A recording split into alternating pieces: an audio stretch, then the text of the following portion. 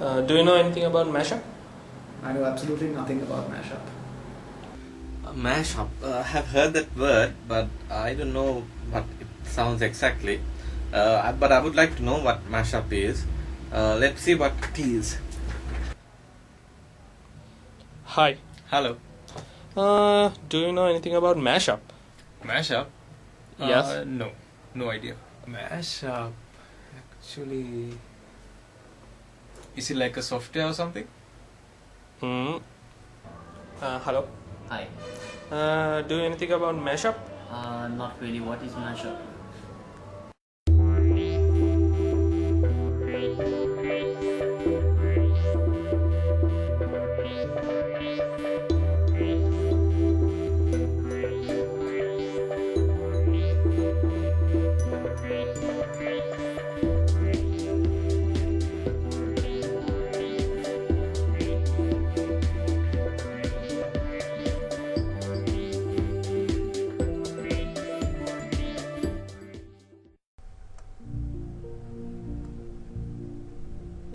Why mashups? An important question that might be quarreling in your mind. This video further explains more about why mashups are so common and why it is so important. Put your seatbelts to take off the flight to see mashups. What is mashups? Curious? First let me define what is a mashup in a simple language. Mashups are simply a combination of two or more sources. Normally, Ajax is used as the primary language between many languages used in the World Wide Web. For an example, if you take ASP.NET, Java, Ajax plays a major part, simply a new technology with a new idea. Now let's see how mashups are made. Widget is a small part of a large application. Web sources can take many shapes, such as databases, maps, and servers. RSS feed is the real-time data shared between the sources and the web users. RSS feeds can be weather reports, flights, details, food prices. Mashups are made of three components, which are RSS feeds, widgets, and enterprise data. The history of mashups. In earlier days, because mashups were not available, applications like geographic systems were built using packages. In 1980s, this was a major popular, but only till the 2000s.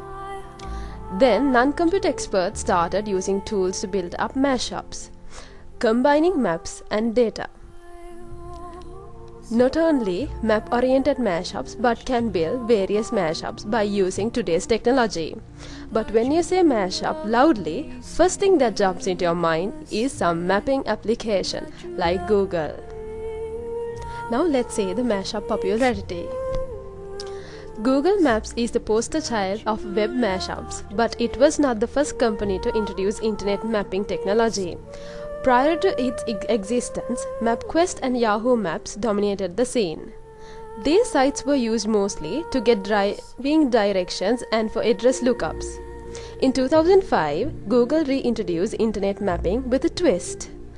It not only provided a resource for driving directions or address lookups, it extended the technology by creating an API through which users could create personalized Google Map widgets. Yahoo and Microsoft followed suit with Yahoo Maps and Virtual Earth APIs respectively. Since then, mashups have received considerable attention. Now let's see mashup trends. As you can see in the pie chart, mapping, photo, shopping, search, video, travel, news, social, sports, messaging are areas that mashup trends are building on. Per day, 2.5 mashups are made by worldwide developers and added to the internet. The professionals assume that this figure would increase up to 10 mashups per day. Wow! And the growth of building applications by mashing various widgets, feeds, and data will increase in a huge number in the near future. The architecture of mashups. Logically, a mashup can be viewed as being composed of three different participants, which are usually physically separated too. They are content providers, mashup site, client's browser. Now let's consider the architecture of mashups. Explaining the architecture of mashup, first of all consider the architecture of your computer. Upon your Windows or Mac OS, components such as software applications, user interfaces, files are installed. To run an application, all the above mentioned components are combined and used. For an example, running Windows Media Player needs media files and the media application. Likewise, in mashup architecture, if you assign the internet for your OS and Google Yahoo websites and databases for your application layer, to build a mashup, you combine maps from the Google and data from the databases to create a website. Likewise, you can combine any component in the second layer to create new application. Now let's see the languages used to develop mashups. Most mashups are developed using one or more of the following languages, such as JavaScript, Ajax, HTML or PHP.